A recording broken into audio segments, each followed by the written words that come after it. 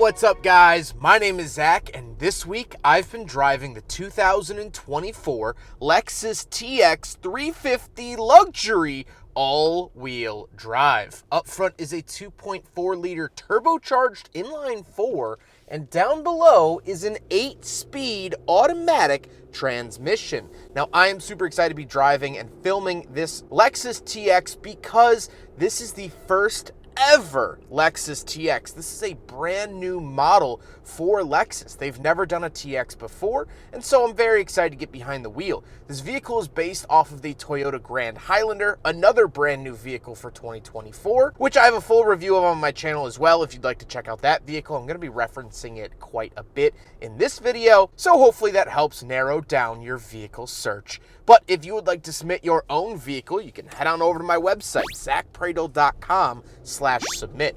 It's a quick and easy submission form. It takes under a minute to fill out, and I come out to you. But let's get back to that 2.4-liter turbo under the hood. Well, this is Lexus's new sort of bread and butter engine that they've been filtering into a couple of their newer products. The new Lexus RX 350 also comes with this engine, and I drove it in that vehicle, and I liked it a lot. It doesn't leave a lot of desired power on the table. It's very adequate, and it makes 275 horsepower. Honestly, right on brand with their previous V6s that this is replacing. However, speaking of the V6, there is a V6 version of the TX coming, but it is not currently available at the time of filming. Like I said, paired to it is an 8-speed automatic transmission. Lexus is pretty well known for these, and they seem to handle pretty well, but that also allows for 5,000 pounds of towing in case that is something you want to do with your new TX. Last but not least, this particular TX 350 is all-wheel drive. However, you can find them in front-wheel drive if you buy a lower spec or if you option it that way. So how does it feel to drive the Lexus TX 350? Well, it's actually a really nice and pleasurable experience. It doesn't have a whole lot of road noise, which is really nice to hear. It's smooth, it's comfortable, the visibility is pretty good, but when it's not, Lexus does have an onboard 360 camera that is a big help. We'll talk about that a little bit later on. And overall, what can I say? I like it a lot. Fuel economy, about 21 miles to the gallon on average, which this has been all city driving, and the city rating is 20 miles to the gallon, so right on par with what Lexus expects. With that stuff out of the way, let's talk about the interior. Well, in front of me, I have a 12.3-inch display for my gauge cluster. This is highly customizable. There's tons of different layouts and visuals you can get from this, and I really like that. I think it's adaptable, I think it's easy to read, and I think Lexus really hits it home when it comes to their digital gauge clusters. On the steering wheel, on the left, we do have some selector dials, volume, and pages icons, and off to the right, we have more selectors, adaptive cruise, and more pages. Around the back, we do have paddle shifters, which is nice to see. I don't like these steering wheel buttons. Lexus has been rolling this out in a lot of their vehicles like the RX, NX, and RZ that I've tested, and I don't really like them. They're not very responsive and very annoying to use. Off to the left, we do have a climate control vent, trip odometer and gauge dimmer switch, gas cap release, tailgate release, and memory seats. And moving on to the door, we have our Mark Levinson speaker, power mirrors that also fold, power locks, and power windows. Moving into the center, we have a 14-inch display for the touchscreen infotainment system, wireless Apple CarPlay, and Android Auto. And I think this infotainment system is really good. I just use Apple CarPlay, which is very simple. However, even Lexus's standard system works well. You can also change the illumination in here. I've used plenty of Lexus products with it, and it's never really been a headache, so I really appreciate that. But like I mentioned with driving, we do have a 360 camera, which is absolutely wonderful, and the cameras at night are very clear. Speaking of cameras, this does have a digital rear view mirror that pulls a camera feed from behind the vehicle, but you could also switch it to a regular mirror if that's what you desire. Our climate controls are built into the screen. We do have physical knobs for the temperature. This does have dual zones, so the driver and passenger get their own temperature knob. But other than that, it is all through the screen, and I'm just not a big fan of when cars do that. I would have liked to have seen physical buttons, but that's okay. Down below, we do have the hazard switch, climate vents, and 3 USB-C chargers and inputs, our parking assist, and our camera view button, so you can toggle those 360 cameras when you want. And we have a wireless charger down below that, but you could also push that back to reveal a hidden cubby with a 12-volt outlet inside. Moving back up top to the shifter, off to the left we have the standard Lexus shifter. This has become commonplace in pretty much all of their vehicles, and it's fine. Left and back is for drive, left and forward is for reverse, park is its own button. It's a little weird to get used to if you've never operated one, but once you do, it's pretty simple. Down below that, we have our auto holding brake, traction control, off-road mode, hill descent control, auto starts up on and off, and our power parking brake. I love how clean and concise this little area is. Off to the right, however, we do have cup holders, so we will do a big friggin' bottle test, and unfortunately it fails. To be expected pretty much. However, let's do the sound.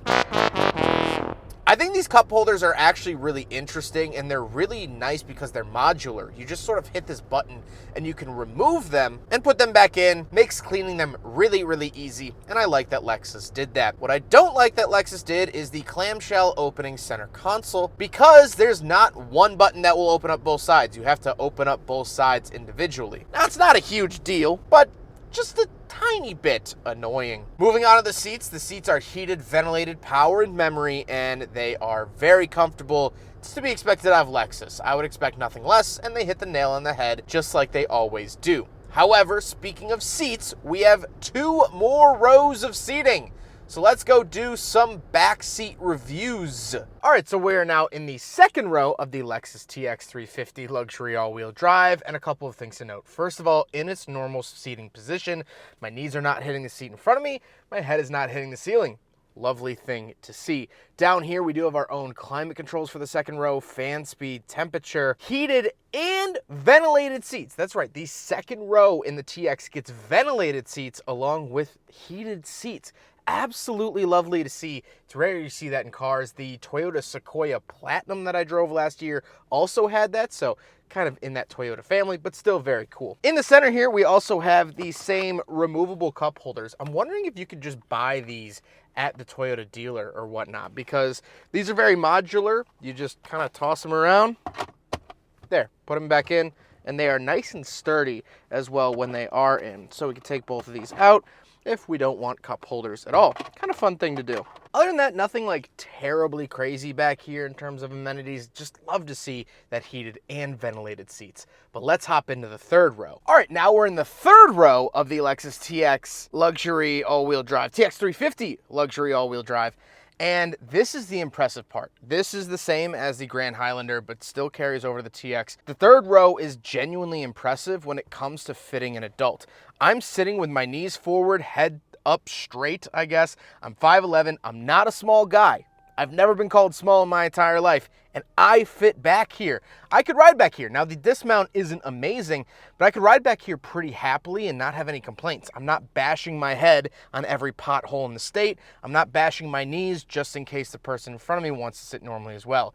The back seat is really, truly amazing, and Toyota, when they were designing this car, they wanted to focus on that. They wanted to create a 3-row SUV that wasn't miserable for the third row if you carry adults, and they absolutely nailed it on the head. Again, the Grand Highlander, same exact deal, so I love that. I do have a USB-C charger on either side. We also do have power options here for the reclining of the seat. So even if I am a little tall, I can angle it back, and my head's basically in the rear hatch, but I can get some really nice angle here on the seat, and that is power operate. I could also sit way up like this if I want to be uncomfortable, but I don't tend to feel that way. So right about here is pretty comfy, and that is awesome that it gets power reclining third row seats. Don't often find that. However, speaking of my head being in the hatch, let's hop around and talk about the hatch itself. All right, so we're on the back of the Lexus TX350 all-wheel drive as the sun is desperately trying to come out on this cold winter morning.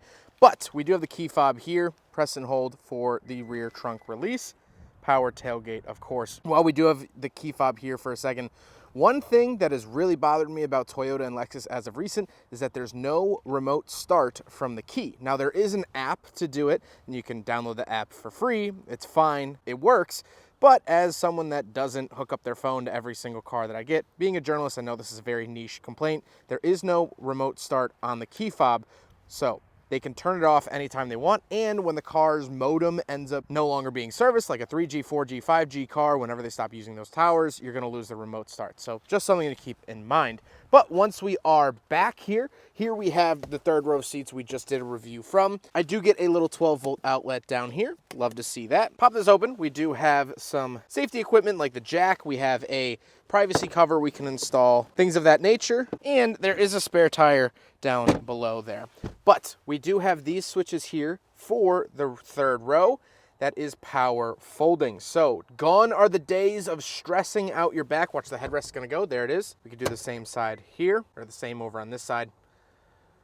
It's a little slow, but it does save you a lot of work and it saves your back a lot of stress, especially because the TX is a longer chassis vehicle. Trying to reach in, like if you're trying to reach where that third seat says, I'm almost fully extending my back and can't reach it. So very, very nice to see this. And we can use the same buttons to bring them back up. Ooh, a little bit of a drag race.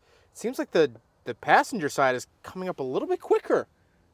Oh, it's got the jump on it. Nice. Anyway, and the headrests are not power up. They are only power down. So just pop them back up like that. That is the rear cargo space of the Lexus TX350 Luxury all-wheel drive. Now we gotta talk about the looks, and I actually really like the look of the TX350. I think it's styled well. It's sort of moving away from that giant Lexus grille that we've come to know and some of us love over the 2010s. It seems like they're moving away from that, which is going to be interesting to see over the next couple of years as vehicles start to adapt the newer look. I think the rear light bar at night is wonderful. I think it works really well, and overall, I'm pretty happy with this car. But with all of that being said, let's get on to my final thoughts. What do I think driving the Lexus TX350 luxury all-wheel drive for the last 7 days? Well, I have to say that my time with the TX has actually been really, really good.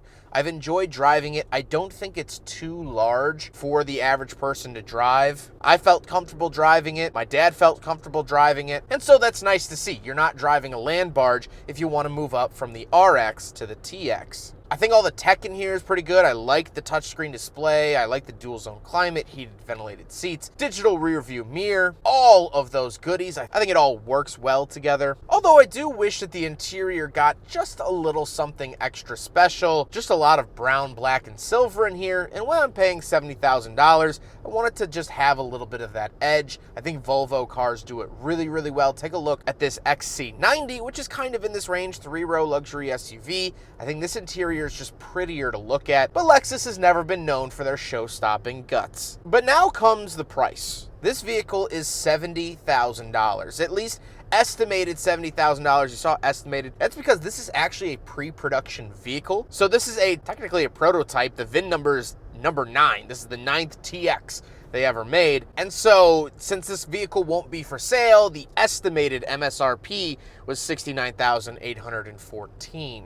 But let's just say 70 for nice round numbers. I think this car is a good deal for $70,000. Again, comparing it to the XC90, I'm not so sure the XC90 is $15,000 more of a car. The one that I had was $85,000. But then you have to take a look at this vehicle's platform sister, the Grand Highlander, of which this car is based. I drove an XLE Highlander last year, and that was around $47,000. And when I compare the two vehicles side by side, I have to ask myself, is this car $23,000 more of a car than that? And the answer is going to vary depending on the person, but to me personally, no.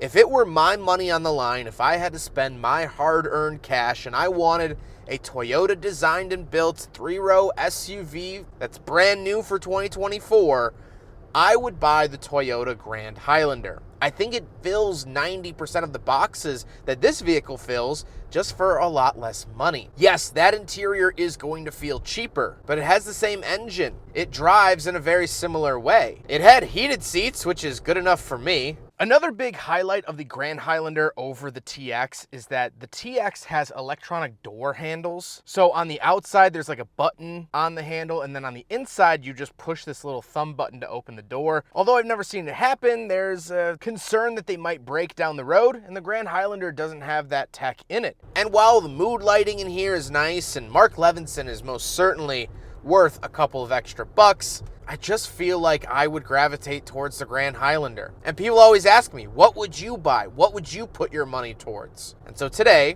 that's my answer. Before we end the video, I am going to show just a little highlight reel of the Grand Highlander. If you had no idea what it was and you just want a little look at what that vehicle might be, here's just a little montage. I hope you enjoy it, and again, I hope it helps with your buying decision.